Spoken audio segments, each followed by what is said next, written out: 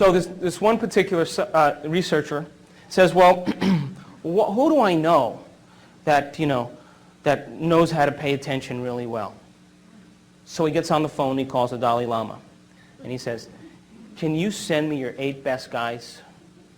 I mean, I want to study these guys, and I want to see what happens in their brain when they're focusing on a single-minded thing like compassion or divinity or unconditional love. Now, these guys, by the way, had over 40,000 hours of focused meditation. They spent over 40 years practicing. While you were laying on the beach, they were focusing on single-minded thoughts. And then they said, let's take a control group, just a group of people that are just average people, and we'll use the monks, and we'll teach them how to do this thing called focused concentration, what science is now called paying attention. By the way, the average human being loses their attention span 6 to 10 times a minute. How good's our observation? That's why only a few subatomic particles actually pay attention to our mind. So he said, okay, we're going to hook these guys up to these brain scans, particular ones called EEGs. And EEGs measure electromagnetic frequency that the brain emits. And so they took 256 electrodes and they covered their whole entire head. Can you picture these monks, with the things? And then they ran all the feedback into a computer that created a holographic picture of the brain, and they were able to begin to measure brain activity. You guys with me? Yep. So they said to these monks, be your normal self. They took 8 of them, be your normal self. And then they said, okay, now listen, you guys, pay attention to compassion. Just close your eyes and pay attention to compassion. The moment they did that, all of a sudden, the frontal lobe lit up so much that the scientists had never seen that type of activity in that part of the brain. Now then they took the control group and they said, all right, you guys, pay attention to one thing. And of course, what happened? My back hurts. How long is this going to take? I don't really want to do this. Am I doing it right? I wonder what my kid's doing. I got to buy dinner, all that stuff. And guess what happened to their frontal lobe? Meh. Nothing. Nothing. Now, in one particular monk, there's a part of the frontal lobe on the left side, which is really the happy spot in the brain. And this guy's left frontal lobe was so ignited that the scientists said, this guy's got to be the happiest guy in the world. They'd never seen activity like this before. But then the scientists began to think about this, and what they said was, maybe paying attention and concentration and observation is a skill. Just like tennis or golf, and you can improve it if you keep practicing it. Now think about this. The brain is the instrument that we use. It's the machinery for us to process thought. How many people will accept that? And it also has some automatic processes that allow us to function. But for the most part, it's the greatest area in the body where there's the greatest number of neurons clustered together. And where you have the greatest number of neurons clustered together, you have the greatest intelligence. So the brain is the central clearinghouse of intelligence. Mind, by the way, is what the brain does. Mind is the brain in action. It's the brain at work. When we can measure a working brain, we're studying mind. You guys with me? 6 to 10 times? Hello? You guys with me? So mind is when the brain is in action. So when we're using functional brain scans and we're studying how the brain works, we're studying this concept called mind. You understand? Yes. Then here's my question. If the brain is the instrument for intelligence or processing thought, and mind is what the brain does, if you can improve the way your brain works, who's doing the improving? And it's that nasty 13-letter word called consciousness. That's the only solution. Consciousness is our self-aware, free-willed individual that is really not the body, is not the brain, and is not the mind. As a matter of fact, consciousness is what manipulates the brain to produce mind.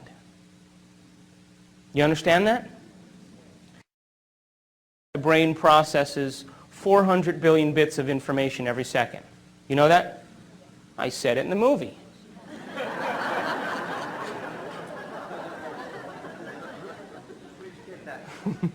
But we're only aware of about 2,000 of those 400 billion bits of information.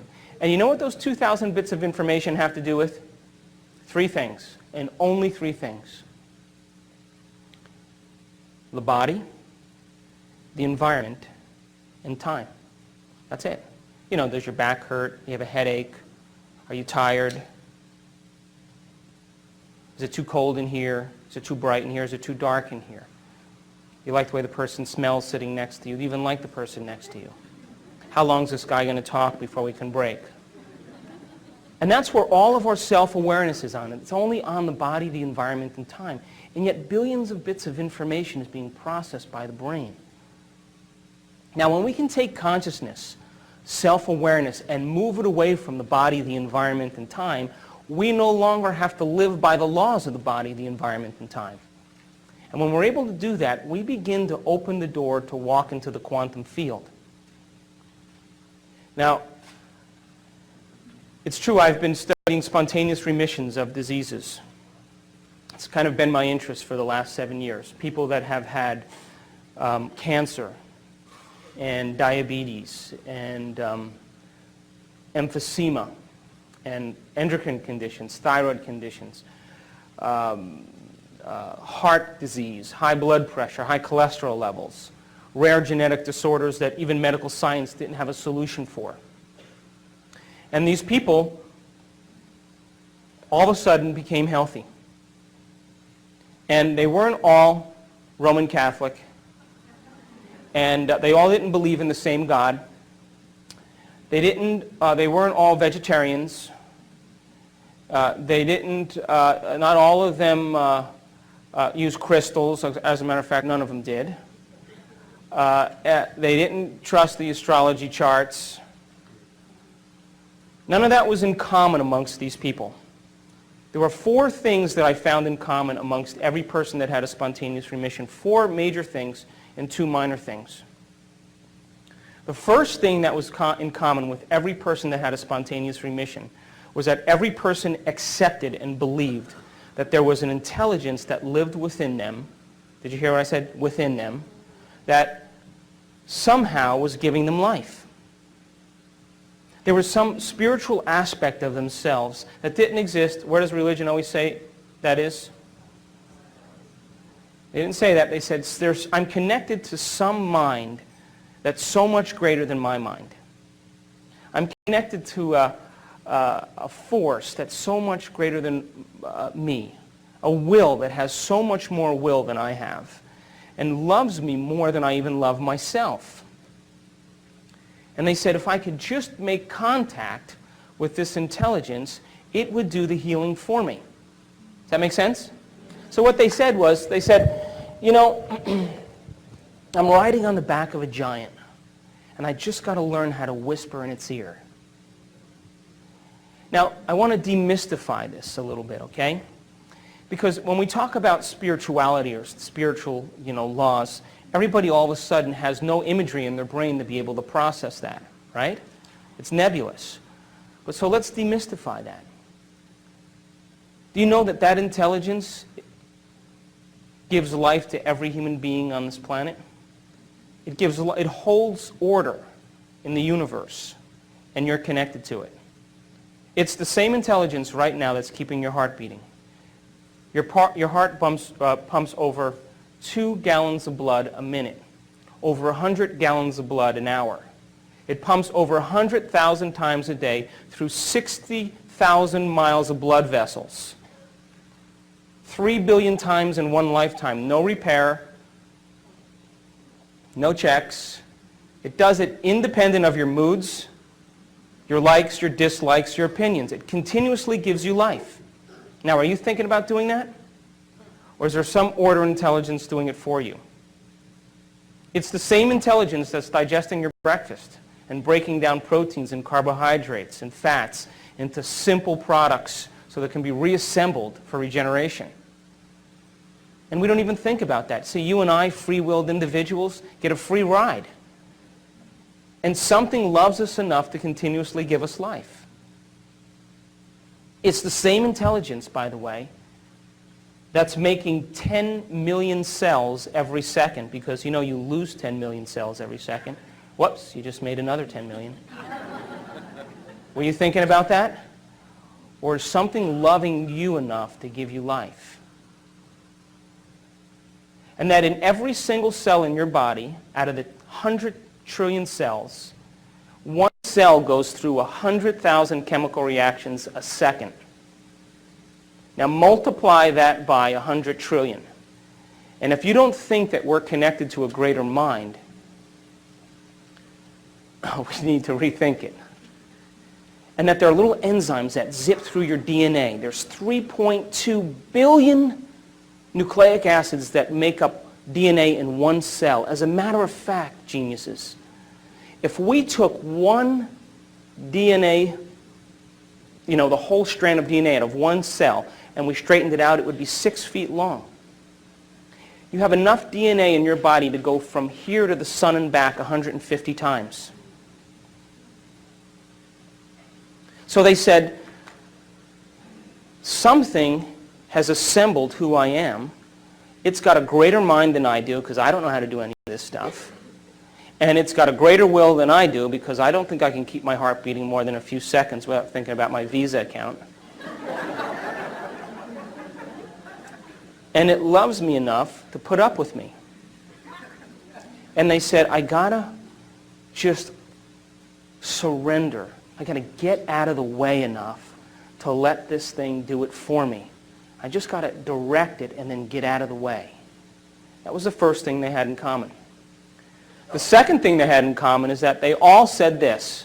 My thoughts, or my attitude, an attitude is a cluster of thoughts pasted together. My attitude created my condition. I've been a victim for the last 15 years. I could never get over it, and it's worked really well for me to get what I want. Or I've been an angry person and I've hated my parents for the last 15 or 20 years, and I got to stop that. It was actually me and who I was being that created this state of health that I'm in. You with me? Yeah. Now, do you know that every time you have a thought, you make a chemical? And if you have great thoughts and unlimited thoughts or happy thoughts, you make chemicals that make you feel happy or good. And if you have negative thoughts or bad thoughts or contracted thoughts, you make chemicals that make you feel bad. Does that make sense? So imagine, right? You have an insecure thought. What's the next thing that happens? You feel insecure, right? Now here's the bad news. The moment you start to feel insecure, the next thing you do is you start to think the way you're feeling, which then makes more chemicals so that you can feel the way you're thinking and think the way you're feeling. And we get caught in this loop between thinking and feeling. This is the human drama. And what ultimately happens, listen to this, is that feeling becomes the means of thinking. And what that really means then, geniuses, is that mind is now immersed in the body. You're not thinking as a mind. You're not thinking as a conscious being. You're thinking as a body, because body is determining the outcome based on a feeling. So we call that a state of being. So the person can't think any other way than the way that they feel. So they wake up in the morning and they feel bad, and they start to think bad, and then they start to feel bad, and they spend the whole day perceiving their day based on a feeling.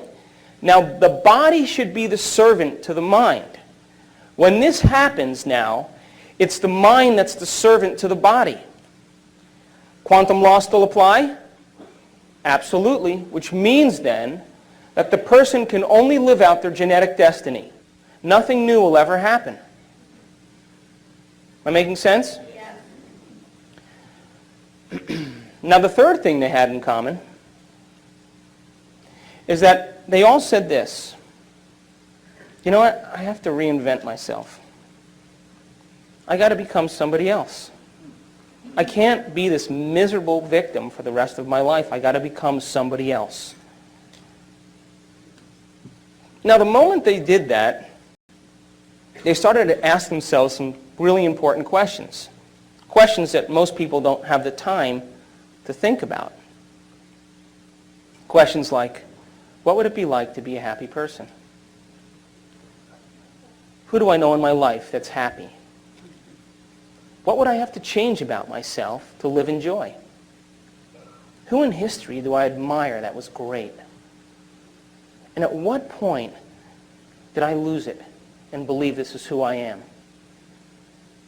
And you know, the moment we ask those important questions, guess what part of the brain turns on? Frontal lobe.